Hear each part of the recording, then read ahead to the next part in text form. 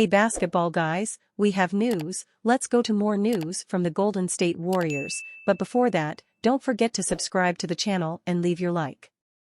The Warriors knew they needed a change after an incredibly tumultuous 2022-23 NBA season.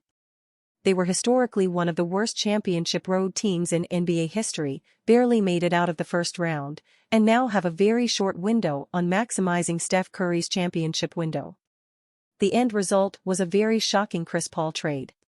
Read more at https://www.sanluisobispo.com/sports/nba/article 276-731-301.html number story link =CPY. NBA Twitter resurfaces Draymond Green's negative Chris Paul comments.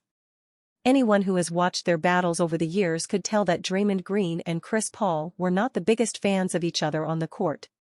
Now teammates with the Golden State Warriors, assuming Green resigns, the two will have to put that behind them.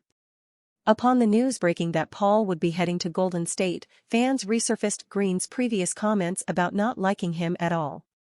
These comments from Green came during a 2020 episode of All the Smoke, which is a podcast hosted by Steven Jackson and Matt Barnes. "I don't like CP at all," Green said of Paul. "Like we don't have a good relationship at all, but I respect his hustle and I respect his IQ.